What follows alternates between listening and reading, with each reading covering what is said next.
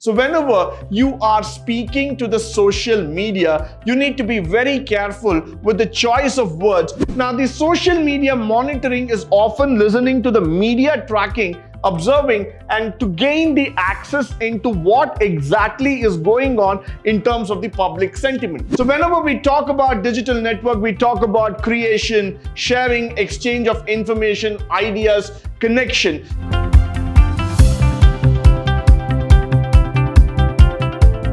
Good morning and welcome to the first session, Unit 3, 5th semester BBA Cybersecurity, where we are going to talk about social media overview and security. I think all of us in this world are a part of some kind of social media. We are into the digital network, and we see that digital network has led us to a different world altogether. So whenever we talk about digital network, we talk about creation, sharing, exchange of information, ideas, connection. So they have become an integral part of a life, and today we feel that if we are not a member of a social network, that means we are isolated in this world. So social media and networks have become a very important part of our life, through which we are trying to connect with people, we are trying to connect with different communities across the globe.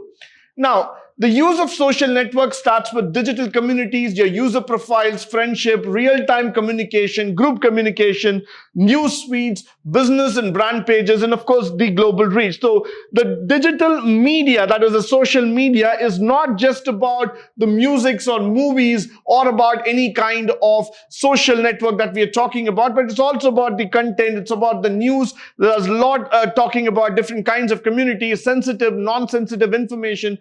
All of those things are a part of the social network.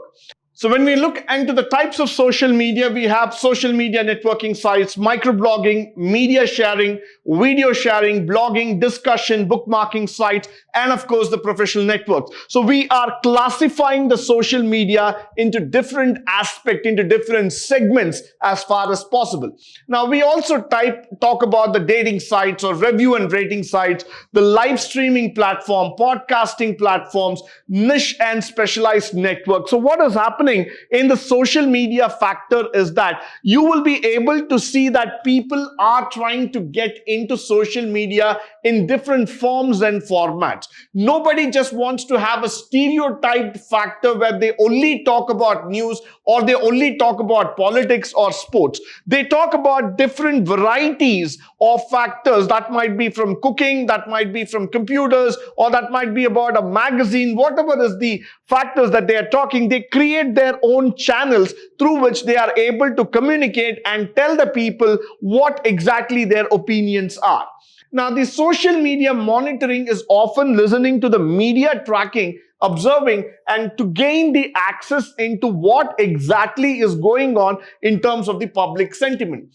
We all know that when celebrities make a comment, it's immediately going to get viral because the comment would have created some sort of emotion, some sort of sentiment in the minds of public. So automatically the reactions that go towards the word in terms of that particular situation against a person, against a situation, against a scenario will automatically create a ruffle among the media factors. So what will happen here is that the social media always waits for these kind of controversial topics that creates a huge confusion among the minds of public.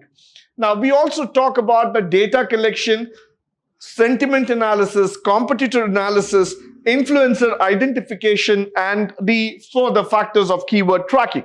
All of us know that in the recent match between India and Pakistan, which is considered to be the greatest rivalry in the cricketing world, always comes up with something new, something as a surprise for the crowd.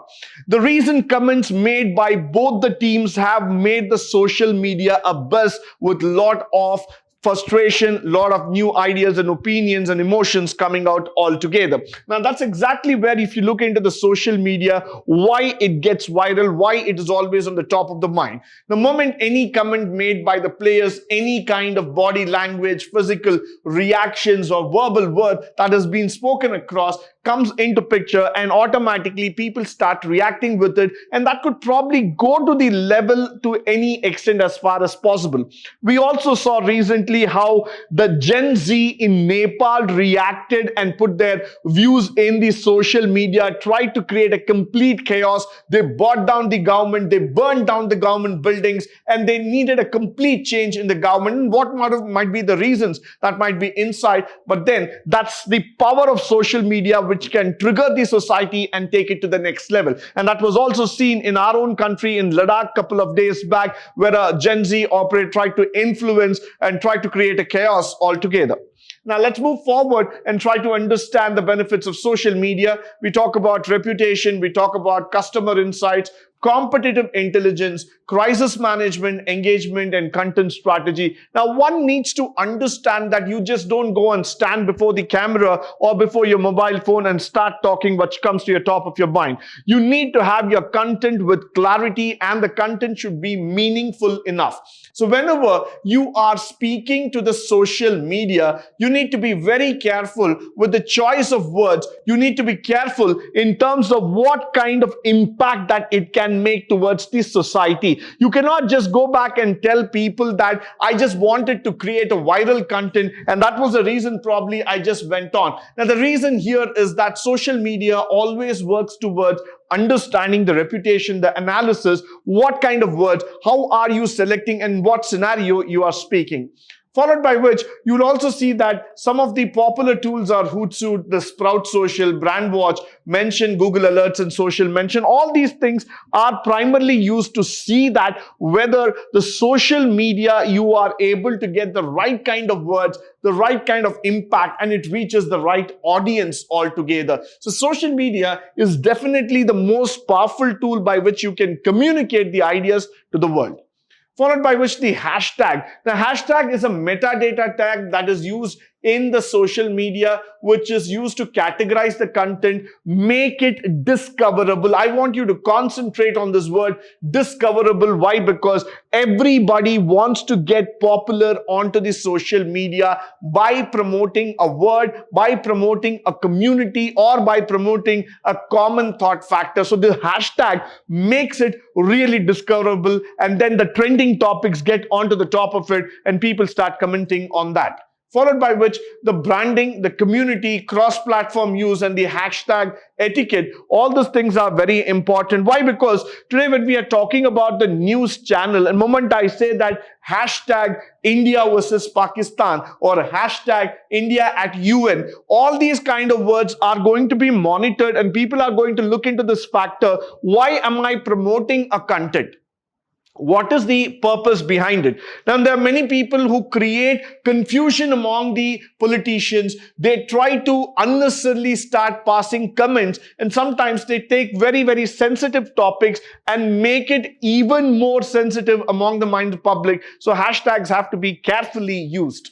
Followed by which the viral content refers to the online material that spreads rapidly and widely across the net. I think probably we have lot of examples for this, starting from the India-Pakistan match, which recently happened a couple of days back, where you could see the viral content. The entire Instagram, Facebook, probably YouTube went up with this viral content, one trying to blame against the other country. Now, the aim of that viral content was not just to show a country down, but it was primarily created to create that abyss, to create that viral instant, trying to prove a dominance over the other country. That's exactly where you will see the emotion and engagement of the Indian fans versus that of the Pakistani fans. So everywhere you can see that the viral content is actually creating a great impulse towards the social media platform. Now, similarly, you would see the surprise, novelty, simplicity, relatability, humor, and visual appeal started with the seed audience. All these things have to be a part of the viral content.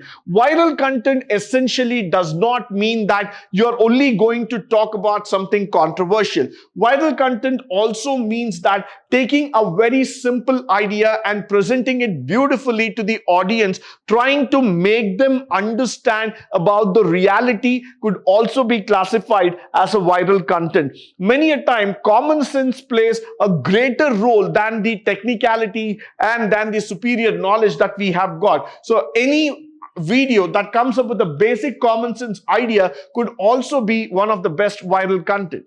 Followed by which the social media marketing, we're talking about platform selection, content creation, content sharing, audience engagement, and the social advertising, which are all a part of the social media marketing. Now, in the social media marketing, we are going to talk about this word influencer and the convention goals. So today what is happening is that people are not just going to buy a product because you and me have told about it. It's going to be influenced to the minds by a person who's really a celebrity online. I'm not talking about just celebrities who come in the reels, who come in the Bollywood, but I'm talking about people who become celebrity through YouTube, through Instagram, through Facebook or Twitter, who actually go ahead and influence your products and thoughts. So once these people come live, they start talking about a food, they start talking about a chemical substance, a cosmetic, whatever is that, automatically the social media marketing goes live in abyss with all kind of thing. And they are primarily responsible for the branding and the storytelling about your products. Followed by which we also talk about the privacy. When we talk about privacy settings, the data collection, the social media is very, very important about it, because whenever you're collecting the user data, you're including posts, comments, and all those factors. So it is very important for all of us to see that you are able to control this, you're able to give that profile information, maintain the control over one's data, and try to provide some privacy to the user. Followed by which the third-party apps, the location data, data sharing. I think we all belong to a generation of quick commerce, e-commerce altogether. So whenever we're talking about this quick commerce and e-commerce factor, you can probably see that you would be able to get the location specific, the data sharing specific factors, even when you're booking an auto through Rapido, or you're booking some goods through Blinkit or Zepto or any of those kinds. Automatically, there is a kind of rush, there is a kind of push that comes inside, for which you would be allowed to share your data, which becomes sometimes critical because you need to be careful to whom are you sharing this data.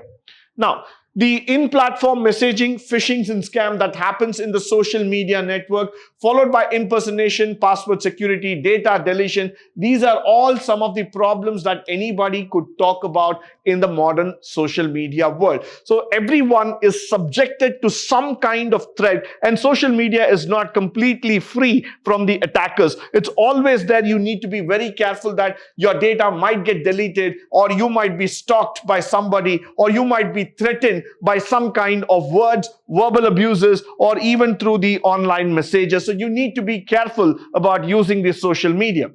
Followed by which the challenge goes in terms of privacy concerns, the cyberbullying, misinformation, addiction and overuse, online harassment that's coming into picture, eroding of privacy boundaries. So everywhere there is some kind of threat, there is some kind of challenge that a person needs to overcome and see that the social media comes to the best use as far as possible.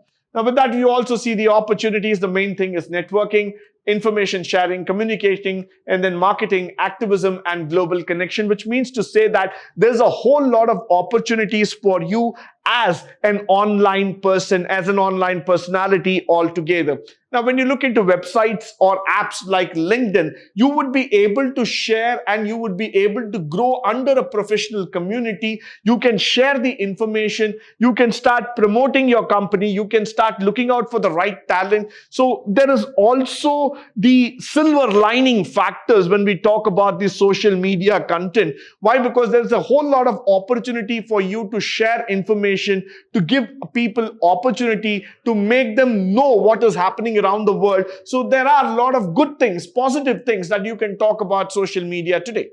Followed by which the pitfalls, reputation damage, time wasting, comparison, digital footprints, and the emotional well-being. One of the things that I would like to talk about in this session is the emotional factor. Many people get completely carried away by that online personality threat because people are completely engaged in that social media world. So if somebody is going to comment, somebody is going to troll you, somebody is going to put some abusive words again, that really harms the emotional balance of a person. So let's understand that social media, getting into it 100% and trying to make that as your real world is always a very big pitfall. You need to avoid those emotions online. followed by which we are talking about the security threats, that is your account hacking, phishing, malware distribution, identity threat, data privacy, clickbait, cyberbullying. All these factors are very, very common that we are seeing in the social media platforms. And the inappropriate content, location and privacy issues, social engineering, trying to take out your password, trying to delete your data, trying to take away your content. All these things another big factor that we are seeing in the social media platform.